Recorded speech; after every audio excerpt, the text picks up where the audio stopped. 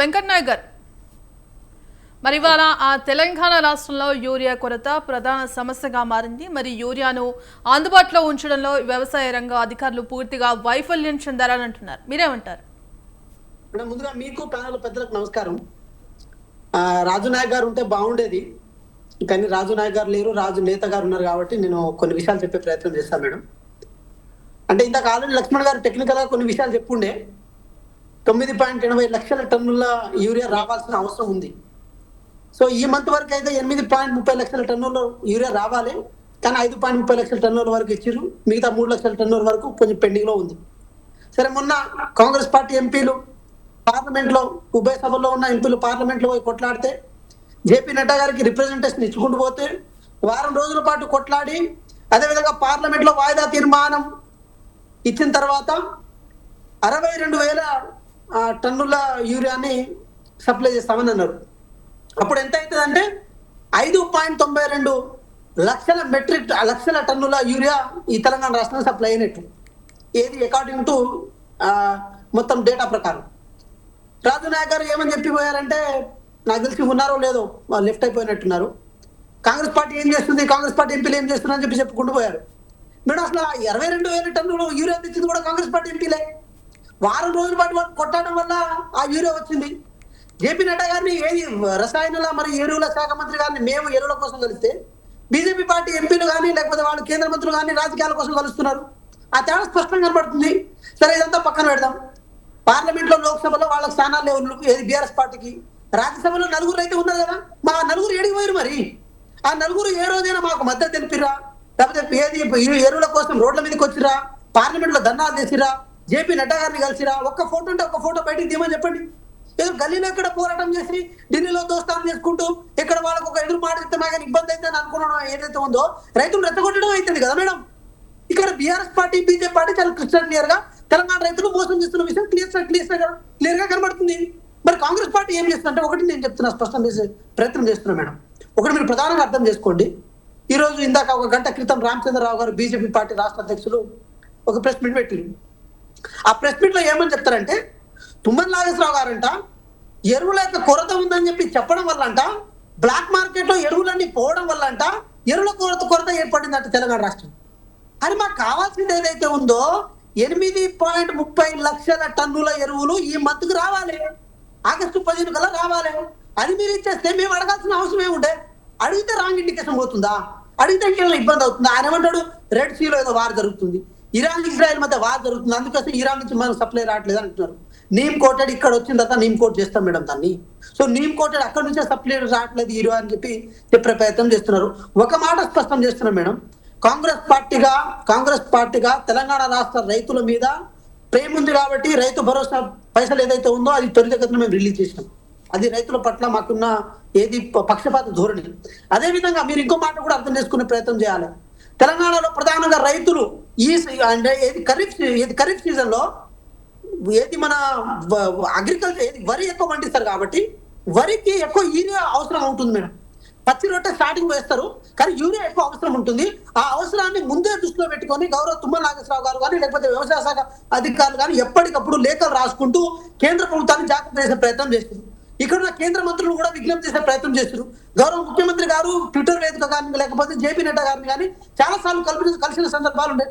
ఈ ప్రతిదానికి నేపథ్యం ఒకటే, ఏమని, తెలంగాణ రాష్ట్రంలో ఎరువుల కొరత కనుక ఏర్పడితే మాత్రం రైతులు ఇబ్బంది పడతారు. 12 లక్షల టన్నుల ఎరువులు మాకు కావాలని చెప్పి ప్రపోజల్ పెట్టిన తర్వాత వాళ్ళు ఒప్పుకుంది 9,80,000 టన్నులను ఒప్పుకుంటే ఆ ఒప్పుకున్న దానికైనా ఇవ్వండి అని చెప్పి బతిమలాడే ప్రయత్నం చేస్తున్నాం. రబీలో పెద్దగా ఎరువులకి పెద్ద నెసిటీ ఉండదు మేడం, ఎందుకంటే కొంచెం డైవర్సిటీ పంటలు వేస్తారు కాబట్టి అప్పుడు ఆ నెసిటీ ఉండదు. తెలంగాణ అనేది భారతదేశంలోనే ఎక్కువ రైస్ ప్రొడ్యూసింగ్ స్టేట్ గా ఉన్నప్పుడు తర్వాత ఈ విషయం ఇక్కడున్న బీజేపీ ఎంపీలకు, బీఆర్ఎస్ ఎంపీలకు, బీజేపీ కేంద్ర మంత్రులకు తెలిసిన తర్వాత ఎందుకు ఈ ప్రపోజల్ కేంద్ర ప్రభుత్వం దగ్గర తీసుకెళ్లదు అని చెప్పి చాలా క్లియర్ క్లియర్ గా వాళ్ళు అర్థం చేసుకోవాలి. వెంకట్ నాయక్ గారు, ఒక్క నిమిషం వెంకట్ నాయక్ గారు, మరి తెలంగాణ రాష్ట్రంలో వెంకట్ నాయక్ గారు ఒక్క నిమిషం వాళ్ళకు ఉంటుంది కదా మేడం, ఎందుకు ఆ విషయాన్ని మర్చిపోయారు? మేము ఏదైతే ఒక ధర్నాన్ని చేపట్టినామో అక్కడ ప్రియాంక గాంధీ గారు ప్రెసెన్స్ అయ్యారు. 8 మంది ఎంపీలు ఎవరైతే ఉన్నారో, దాంతో పాటు 2 రాజ్యసభ సభ్యులు రేణుకా చౌదరి గారు, దాంతో పాటు అనిల్ కుమార్ యాదవ్ గారు, అదేవిధంగా 8 రోజుల పాటు అక్కడ ఉండి కొట్లాడారు మేడం. ఇది అర్థం చేసుకోవాల్సిన బాధ్యత బీఆర్ఎస్ ఉంటుంది, లేకపోతే బీజేపీ కూడా ఎస్, ఉంటుంది. మీరు అన్నది రైతులు కరెక్టే. బిజినెస్ మరి ఏమైతుంది ఆ మేడం? కాంగ్రెస్ ఎంపీలు పార్లమెంట్ ఆవరణలో ఆందోళన చేపడుతున్నారు, కరెక్టే.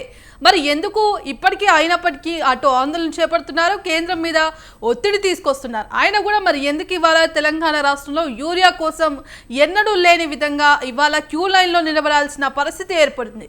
ఎందుకంటారు? మరి ప్రభుత్వ వైఫల్యం అనుకోవచ్చా? మేడం ఒకటి నేను ఏమంటున్నా అంటే, ముక్కి మూలిగి 62,000 టన్నుల యూరియాని సప్లై చేసిరు. దానికి మా ప్రయత్నం చాలా బలంగా ఉందని అనుకుంటాం. ఎక్కడ మేము దాన్ని క్లెయిమ్ చేసుకుంటాం అంటే మళ్ళీ రామచంద్రరావు గారు ప్రెస్ మీట్ పెట్టిరు.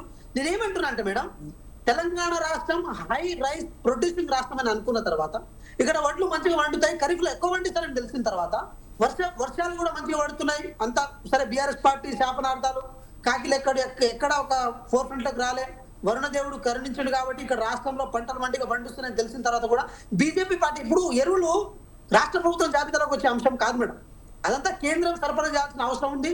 ఎరువుల రసాయనాల శాఖ మంత్రి కూడా కేంద్రంలోనే ఉంటుంది, అది కేంద్ర జాబితాలో ఉన్న అంశం. దాన్ని సమన్వయం చేసుకుంటూ ముందుకు వెళ్లాల్సిన బాధ్యత కేంద్రానికి ఉన్నప్పుడు కేంద్రం దగ్గర అడగాల్సిన అవసరం ఉంటుంది కదా మేడం.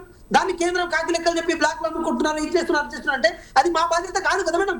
దాన్ని రెగ్యులేట్ చేయాల్సిన బాధ్యత కూడా కేంద్రానికి ఉంటుంది. ఇదంతా ఏం మాట్లాడకుండా ఇదేదో రాష్ట్ర ప్రభుత్వం మీద బదనాం చేసి ఈరోజు బీఆర్ఎస్ పార్టీ ఎవరి మీద కొట్లాడాలి మేడం? బీఆర్ఎస్ పార్టీ వాళ్ళకి సోయలేదా? బీఆర్ఎస్ పార్టీ నాయకత్వాన్ని సోయలేదా? గత 10 సంవత్సరాలు వాళ్ళు పరిపాలించలేదా? ఈరోజు రైతులను బిస్కెట్ చేయాల్సిన అవసరం ఏముంటే ఎవరి మీద కొట్లాడాలి? ఎరువులు ఇవ్వాల్సిన బాధ్యత ఎవరికి ఉంటుంది? ఎవరు సరిగ్గా పరిస్థితుల్లో ఇస్తలేరు? ఎందుకు 3 లక్షల టన్నుల లోటు ఉంది, ఆ లోటును ఎవరు భర్తీ చేయాలని చెప్పి కొట్లాడాల్సిన బాధ్యత ఉన్న వాళ్ళ మీద కొట్లాడకుండా మళ్ళీ మా మీదనే కాంగ్రెస్ పార్టీ సకాలంలో ఎరువులు ఇస్తారని చెప్పి రాజకీయంగా అంటే కాంగ్రెస్ పార్టీ బదనాం చేస్తే రాజకీయంగా మనకు అవకాశాలు వస్తున్నాయి అనుకుంటున్నారు. కానీ అరే బీజేపీ పార్టీ ఇస్తలేదు, బీజేపీ ప్రభుత్వం ఇస్తలేదు, వాళ్ళని కానీ బదనాం చేసే ప్రయత్నం చేస్తే కనీసం ఆ రూపంలో ఎరువులు వస్తాయని చెప్పి కలిసేందుకు కొట్లాడడానికి సిద్ధమవుతారని చెప్పి మేము అడుగుతున్నాం. ఏ బీజేపీ పార్టీ అంటే ఏ బీఆర్ఎస్ పార్టీ ఎంపీలు పార్లమెంట్ అవన్నీ కొట్లాడిరు. ఇప్పుడు సురేష్ గారు ఉన్నారు, దాంతో విధంగా మన వద్దిరాజు రవిచంద్రరావు గారు ఉన్నారు, అదేవిధంగా హెట్రో చైర్మన్ వాళ్ళందరూ ఉన్నారు కదా, వాళ్ళందరూ ఎడిపోయారు. వాళ్ళు రైతుల పక్షాన లేరా? రైతుల పక్షాన కొట్లాడరా? ఈరోజు తుమ్మల నాగేశ్వరరావు గారిని టార్గెట్ చేయాల్సిన అవసరం ఏముందండి? తుమ్మల నాగేశ్వరరావు గారు వాస్తవాలు మాట్లాడిరు, తుమ్మల నాగేశ్వరరావు గారు రైతుల పక్షాన మాట్లాడిరు. కాంగ్రెస్ ప్రభుత్వం, కాంగ్రెస్ పార్టీ ఎంపీలు ఎమ్మెల్యే అందరూ రైతుల పక్షాన కొట్లాడుతున్నారు. అది అర్థం చేసుకున్న సోయి బీఆర్ఎస్ పార్టీ సంబంధించిన ప్రజాప్రతినిధులు ఎందుకు లేదని మేము అడుగుతున్నాం. రైతులు ఎందుకు మిస్గైడ్ చేస్తున్నారు? ఎరువులు ఎవరు సప్లై చేయాలనే విషయం రైతులకు మీరు చెప్తే ఏమవుతుంది అంటే బీజేపీ దగ్గర మీకు చెడ్డ పేరు వస్తుందనా? బీజేపీతో దోస్తానికి ఇబ్బంది అవుతుందనా? రైతుల పేరు మీద బీజేపీతో మీరు రాజకీయాలు చేసుకుంటూ కూర్చుంటారా? ఇదా మీ కపట రాజకీయం? ఇది మీ కపట నీత? మేము అదే అడుగుతున్నాం.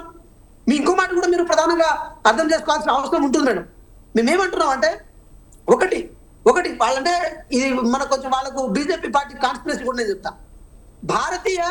భారతీయ జన్ ఊర్వారక్ పరియోజన అని మనకి ఏదైతే మనకు ఎరువుల ఇది ఉంటుందో బస్తా ఉంటుందో ఆ ఎరువుల బస్తా మీద రాసుకుంటారు. దాన్ని అబ్రివేషన్, షార్ట్ అబ్రివేషన్ బీజేయూపీ మేడం. దాన్ని బీజేపీగా దాన్ని కన్వర్ట్ చేసి ఎరువుల దగ్గర కూడా పార్టీకి ప్రచారం చేసుకునే వాళ్ళు వీళ్ళు. ఆ రైతులకు మేలు చేసే విషయంలో ఎందుకు చిత్తశుద్ధితో ఉండలేదని చెప్పి అడగాల్సిన బాధ్యత మాకుంది. మేము అడుగుతున్నాం. ఇప్పటికి మేము కష్టపడితేనే, ఇప్పటికి కాంగ్రెస్ ప్రభుత్వం ఇక్కడ రాష్ట్ర ప్రభుత్వం బలంగా నిలబడితేనే 62,000 టన్నుల ఎరువు వచ్చింది మేడం. కర్ణాటక నుంచి తెప్పించామని అంటున్నారు వాళ్ళు, అక్కడి నుంచి తెప్పించామని అంటున్నారు, ఇక్కడ రైతుల కొరత లేకుండా చేస్తామని అంటున్నారు. అది కూడా మా ఒత్తిడి జరిగిందని మేము బలంగా చెప్తున్నాం.